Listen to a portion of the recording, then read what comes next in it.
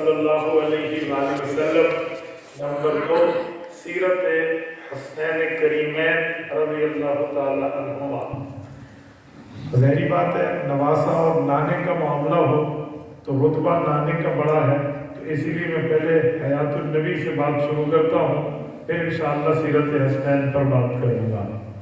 میرے ساتھیوں، حضور پاک صلی اللہ علیہ وآلہ وسلم اور رب کریم نے آپ کو اور میرا بلکہ پوری کائنات کا نبی بنا کر بھیجا، تو ہمارے نبی پاک نے ہمیں تمام عقائد سمجھائے، چاہے وہ اللہ کی ذات کے بارے میں تھے، چاہے وہ حضور پاک کی اپنی ذات کے بارے میں تھے، چاہے حضور کی جماعت کے بارے میں تھے، چاہے اللہ کی کتاب کے بارے میں تھے، یا چاہے آخرت کی زندگی کے بارے میں تھے، تو ہمارے نبی پاک علیہ السلام نے یہ تمام عقائد ہمیں سمجھائے ہیں۔ اللہ کی ذات میں عقیدہ توحید سمجھایا، اپنی ذات میں عقیدہ ختم نبوت سمجھایا، عقیدہ حیات النبی سمجھایا، اسی طرح صحابہ کرام رضی اللہ عنہم اجمعین اور اہل بیت کی ذات کے لیے معیار حق کا عقیدہ سمجھایا، قرآن کریم کے لیے لا شک و لا ریب کا عقیدہ سمجھایا، اور آخرت کے بعد یعنی موت کے بعد آخرت میں اٹھنے کے اوپر یقین کا عقیدہ سمجھایا۔ یہ تمام عقائد ہم مانتے ہیں اور ہمارے ایمان کا حصہ ہے۔ مسئلہ یہ ہے کہ عقیدہ حیات النبی پر جب ہم بات کرتے ہیں، کچھ لوگ سمجھتے ہیں ہمارے خلاف بات ہو رہی ہے۔ یہ بات میں کھلی سمجھا دوں، عقائد کسی کے خلاف نہیں ہوتے، عقائد اپنے لیے ہوتے ہیں۔ عقیدے کا مطلب ہے ہمارا ایمان، ہمارا عقیدہ، ہمارا نظریہ یہ ہے۔ دیکھو، ہم اللہ تعالیٰ جل شانہ کے بارے میں اللہ کو رب ہونے کے لیے قائل ہیں، حضور پاک کے خاتم النبیین ہونے کے لیے قائل ہیں۔ کل کوئی قادیانی اٹھ کے کہے کہ تم ختم نبوت کا عقیدہ اس لیے سناتے ہو کہ تم مرزے کے خلاف بتا رہے ہو، ہم کہیں گے نا بابا، مرزا تو کل کا بندہ ہے، وہ تو کل پیدا ہونے والا ہے۔ عقیدہ ختم نبوت تو 1400 سال پہلے سے آ رہا ہے۔ مرزے نے تو کل کی بات میں دعویٰ ختم نبوت کا انکار کی بات کر دی، اس کی کیا حیثیت ہے؟ اس سے پہلے بھی ختم نبوت ہم سنتے سناتے آئے ہیں۔ ایسے کوئی کہہ دے کہ تم ابوبکر صدیق کے بارے میں عقیدہ خلافت بلا فصل کا سناتے ہو، تو کسی کو چھیڑنے کے لیے ہم کہیں گے کوئی یا کسی کا معاملہ تو بعد میں ہے، صدیق اکبر کی خلافت کا نظریہ تو روز اول سے آ رہا ہے۔ ایسے ہی عقیدہ حیات النبی ہے، انکاری تو کل کی بات ہے، انکار کرنا تو پرسوں کی بات ہے۔ ہم نے عقیدہ حیات النبی تو شروع سے رکھا ہے اور انشاءاللہ یہی رکھیں گے۔ اسی لیے یہ نظریہ کسی کے خلاف نہیں ہے، کوئی اتنا لمبا چوڑا نہ ہو جی ہمارے خلاف ہے۔ نا بابا، مسجد ہماری، عوام ہماری، عقیدہ ہمارا، جلسہ ہمارا، ہم اپنے بندوں کو اپنے عقائد کے دلائل سمجھاتے ہیں۔ یہ اس لیے کہہ رہا ہوں کہ شاید کوئی سمجھے کہ آج کسی کو دھویا جائے گا۔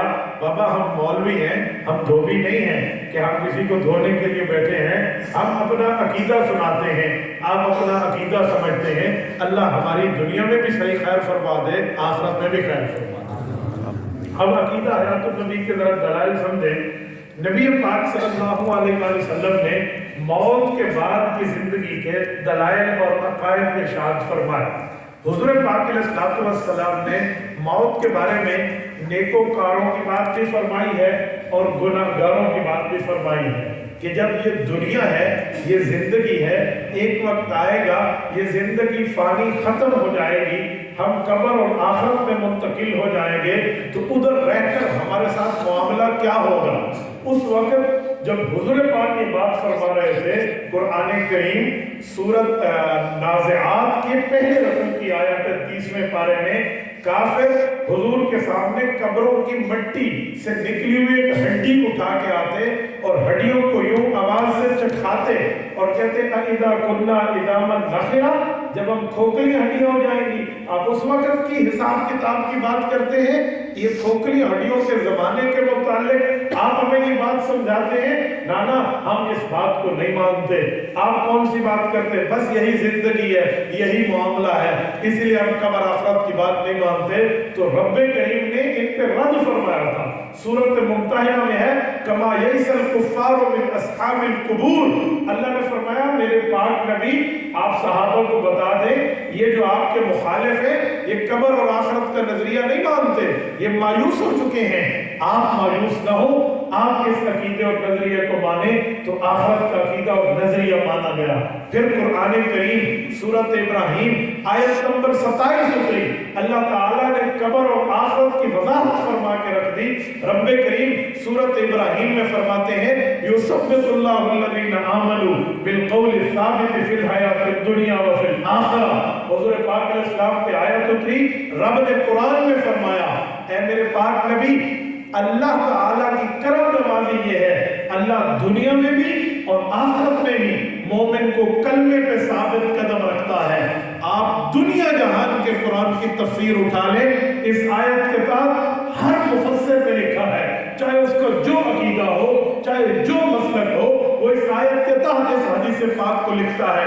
उर्दू, अरबी, फारसी हर ज़बान की तफसीरों में ये हदीस मौजूद है कि हुज़ूर पाक से सहाबा ने पूछा या रसूल अल्लाह इस आयत में रब ने फरमाया अल्लाह दुनिया में भी साबित कदम रखेगा, अल्लाह आखिरत में भी साबित कदम रखेगा।